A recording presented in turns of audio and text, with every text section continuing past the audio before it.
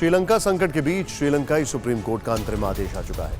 28 जुलाई तक देश नहीं छोड़ेंगे पूर्व पीएम महिंदा राजपक्षे और पूर्व मंत्री बेसिल राजपक्षे। श्रीलंका की न्यूज एजेंसी के हवाले से एक खबर है।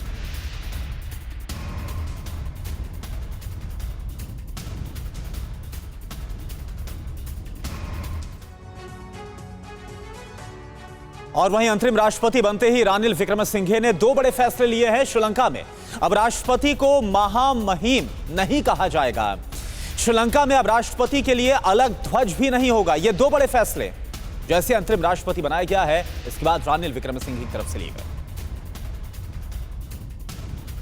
रटे जनताव देशपालन क्रमे जनता का गुस्सा फूटने से पहले तक श्रीलंका को अपनी हनक से हाँकते आए रानिल विक्रमसिंघे इस बार बड़े बदले से हैं। भले ही कुर्सी अंतरिम राष्ट्रपति की मिली है, वो भी सिर्फ 7 दिन के लिए, लेकिन पद संभालते ही जनता को खुश करने वाले फैसले लेने लगे। रानिल विक्रमसिंघे ने अंतरिम राष्ट्रपति का पद संभालते ही श्रीलंका को वीआईपी कल्चर से छुटकारा दिलाने का लोक लुभावन ऐलान कर दिया। उनके ऐसे ही पहले 2 फैसले चर्चा में है। इनके मुताबिक श्रीलंका में अब राष्ट्रपति के लिए महामहिम शब्द के इस्तेमाल पर पाबंदी लगा दी गई है। इसके अलावा राष्ट्रपति के लिए अलग ध्वज की प्रथा भी खत्म कर दी गई है। इससे पहले श्रीलंका में परंपरा के मुताबिक हर नए राष्ट्रपति के लिए एक नया झंडा डिजाइन किया जाता रहा था। विक्रमसिंघे ने साफ कर दिया कि अब ऐसा नहीं होगा। रानिल विक्रमसिंघे राष्ट्रपति की कुर्सी पर भले ही पहली बार बैठे हैं, प्रधानमंत्री 5 बार रह चुके हैं, लेकिन वीआईपी कल्चर खत्म करने का ख्याल उनके दिल में पहले नहीं आया। अगर ये ख्याल पहले आ जाता तो शायद इस कदर जनता के गुस्से का सामना नहीं करना होता।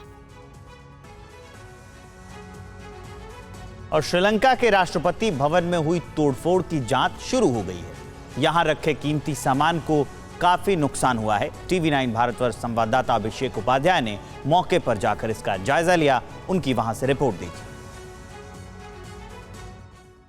देखिए, वो कमरा आपको दिखा रहे हैं राष्ट्रपति भवन का, जिसमें कि जो बहुमूल्य गिफ्ट हैं वो यहाँ पर रखे हुए हैं। देखिए, हाथी दांत से की बनी हुई आकृतियाँ हैं। जितने भी राष्ट्रपति को तोहफे मिलते हैं वो सब यहाँ भगवान बुद्ध की प्रतिमा, और ये पूरा अस्त व्यस्त हमको दिखाई पड़ रही है।